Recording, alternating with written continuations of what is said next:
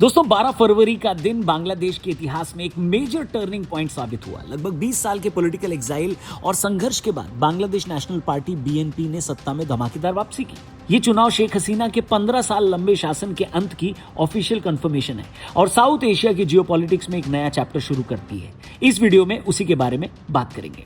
बांग्लादेश में 17 साल बाद बीएनपी रिटर्न्स तारीख की सुनामी। जी हां, क्योंकि बीएनपी को भारी जो बम्पर बढ़त है वो लगातार मिलती जा रही है। Are witnessing a sense of cautious optimism. Many residents say they are hoping the BNP's sweeping victory will bring peace, stability and a fresh start after months of political turbulence. 2026 के इन चुनावों में बांग्लादेश नेशनलिस्ट पार्टी ने अपनी ताकत का लोहा मनवाया है। 300 सदस्यीय संसद में 299 सीटों पर हुए मतदान में तारिक रहमान के नेतृत्व में पार्टी ने अकेले 209 सीटें जीतकर स्पष्ट बहुमत हासिल किया। जब हम उनके गठबंधन सहयोगियों की सीटों को भी अगर जोड़ देते हैं तो यह आंकड़ा 212 तक पहुंच जाता है। अब ये 2/3 बहुमत यानी 2/3 मेजोरिटी इसलिए इंपॉर्टेंट है क्योंकि इसके बिना देश के संविधान में कोई भी बड़ा बदलाव करना मुमकिन नहीं है। जनता ने तारिक रहमान की लीडरशिप पर भरोसा जताते हुए उन्हें वो पावर दी है जिससे वो देश की शासन व्यवस्था को नए सिरे से डिफाइन कर सके। What we need at the moment in the country is peace, stability. To bring stability, we need peace. So that's why personally I believe that revenge will not bring us anything good. Rather, it will destroy many things. दूसरी ओर जमात इस्लामी के लिए भी ये चुनाव ऐतिहासिक रहा। भले ही वे सत्ता की दौड़ से बाहर रहे, लेकिन 68 सीटें जीतना उनके राजनीतिक इतिहास का अब तक का सबसे बेहतरीन परफॉर्मेंस है।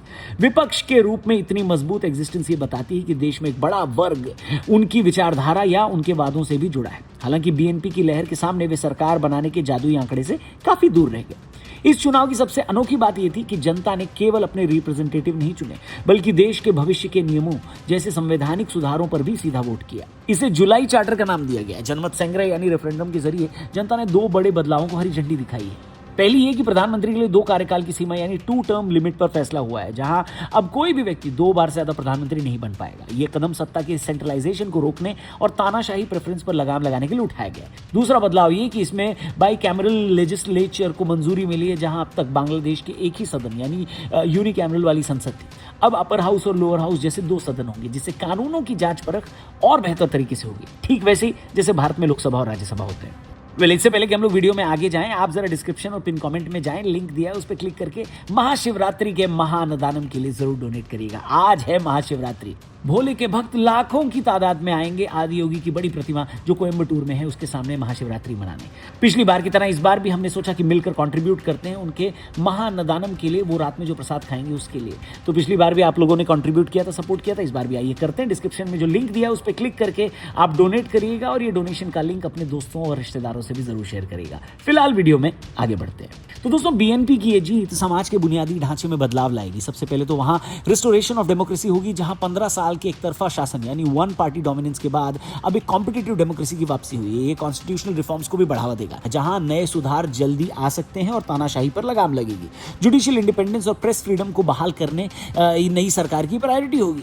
एक्सपर्ट्स की उम्मीद है कि इकोनॉमिक रिवाइवल की दिशा दिखाने वाला ये चुनाव है। बीएनपी का मुख्य फोकस फॉरेन इन्वेस्टमेंट यानी विदेशी इन्वेस्टमेंट अट्रैक्ट करना है और देश के गारमेंट इंडस्ट्री को फिर से ग्लोबल लीडर बनाना है। इससे वो सोशल बैलेंसिंग भी लाने की चुनौती है। जमात की बढ़ती सीटों से समाज में कन्वर्टिज्म बढ़ सकता है। बीएनपी के लिए चुनौती होगी कि वो अपने सहयोगी दल के एक्सट्रीमिज्म को कैसे कंट्रोल करती है। We are about to bring our journey in a situation marked by a fragile economy, left behind by the authoritarian regime, weakened constitution and statutory institution, and a deteriorating law and order situation. बाकी भारत के लिए दोस्तों ये बदलाव mixed signals लेकर आया है। अवामी league Bharat की पक्की दोस्त थी, जबकि बीएनपी का पुराना रिकॉर्ड भारत विरोधी रहा है। इसने सबसे पहले सिक्योरिटी कंसर्न्स को और भी नए तरीके से बनाया।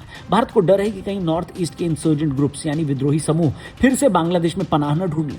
वहीं बांग्लादेश की नई सरकार शेख हसीना को भारत से वापस मांग सकती है, जो दिल्ली के लिए एक डिप्लोमेटिक डिलेमा होगी। वहीं हिंदू अल्पसंख्यकों की सुरक्षा भारत के लिए हमेशा एक संवेदनशील मुद्दा रही। बांग्लादेश में हिंदुओं के साथ जो अपराध हुआ पूरी दुनिया उस पर मौन थी, लेकिन अब जो सरकार चुनकर आई गई है वो भी कोई अलग नहीं है। अब ऐसा नहीं है कि हमारे यहाँ हमारे पास और मौके नहीं है। ये बांग्लादेश और भारत के लिए फ्रेश स्टार्ट होगी। पीएम मोदी ने तारिक रहमान को बधाई देकर शांति का प्रस्ताव बढ़ाया। भारत के $8 बिलियन के प्रोजेक्ट्स दोनों देशों को जोड़ते हैं। इकोनॉमिकल विकास के लिए बीएनपी को भी भारत के सहयोग की जरूरत होगी। पाकिस्तान की बात करें तो पाकिस्तान को लग रहा है कि बांग्लादेश में बीएनपी की जीत उसके लिए एक बड़ी लॉटरी की तरह है। इसकी वजह यह है कि पुरानी आवामी लीग की सरकार 1971 की कड़वाहट को भूली नहीं थी और हमेशा पाकिस्तान से दूरी बनाकर रखती थी। अब पाकिस्तान को उम्मीद है कि वो बांग्लादेश के साथ फिर से दोस्ती कर पाएगा, हथियार बेच सकेगा, ट्रेड बढ़ा पाएगा। पाकिस्तान की कोशिश ये है कि भारत के पड़ोस में वो अपनी जगह बना सके ताकि भारत पर दबाव बनाया जा सके। लेकिन यहाँ एक बड़ा ट्विस्ट है, आज का बांग्लादेश बदल चुका है। तारिक रहमान जानते हैं कि अगर उन्हें देश की तरक्की करनी है तो वे भारत से रिश्ता खराब नहीं कर सकते।